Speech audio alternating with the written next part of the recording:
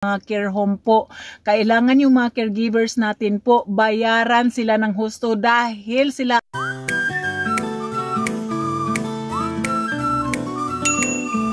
Hello guys, good morning. Nagka-clock out muna tayo guys dahil ay kanina pa tayong alas 4 nagtatrabaho. So ngayon is 8 o'clock na. So kailangan na nating mag-clock out. Kasi ang kumpanya po guys, ganito yon.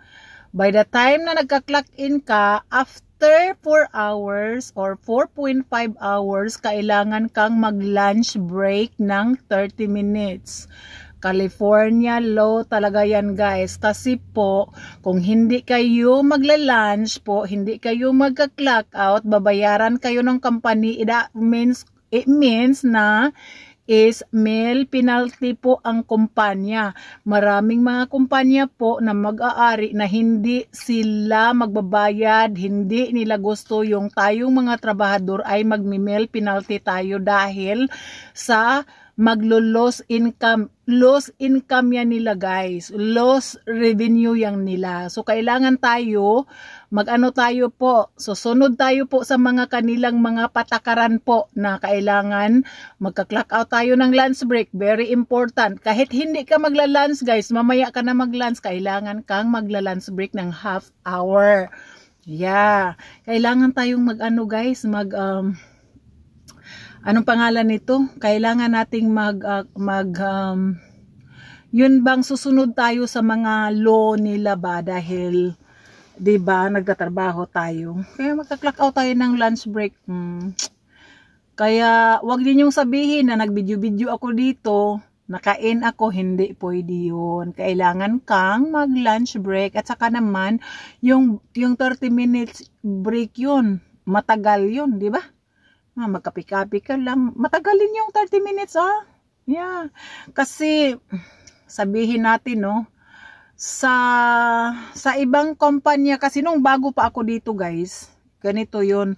Yung bago pa ako dito, pagdating-dating ko lang dito, trabaho ako, guys, caregivers. Unang-una, di ba, nag-ano tayo, nung una, newspaper delivery tayo. Tapos, nagki-caregiver ako. So, may experience ko dito sa, sa Amerika. So, nagki-caregiver ako for 3 years. Daily yun, guys. Yung binabayaran ako, daily talaga, promise daily. Tapos, papasok ka mga 7 to 5, ganun. Tapos, alam mo naman, guys, pag nandyan ka lang nagtatrabaho sa mga houses, kung ikaw ay caregivers, kung ikaw ay caregiver, talagang ang bayad mo is daily. Kung ikaw ay walang sakyanan, kung sakali allowed ka nila na mag-stay-in ka, pwede ka mag-stay-in sa kanila kung sa yan guys, kung sa kanila yung patakaran, sa kanila yung mga, yung sinasabi nila na kailangan mag-stay-in ka kasi may mga care home kasi na walang mga tao sa gabi, or kung wala silang worker sa gabi, pwede silang mag-stay-in ka, doon ka titira. So pag di-off ka na lang aalis. Ganyan yun. Pero dapat talaga guys, dito sa California, bayad ka kahit matutulog ka dyan sa kanilang establishment. Dapat bayad ka kasi nga, hindi ka lang natutulog dyan. Nagmumonitor ka rin sa mga pasyente. Shout out sa ating mga trabahador ng mga care home po.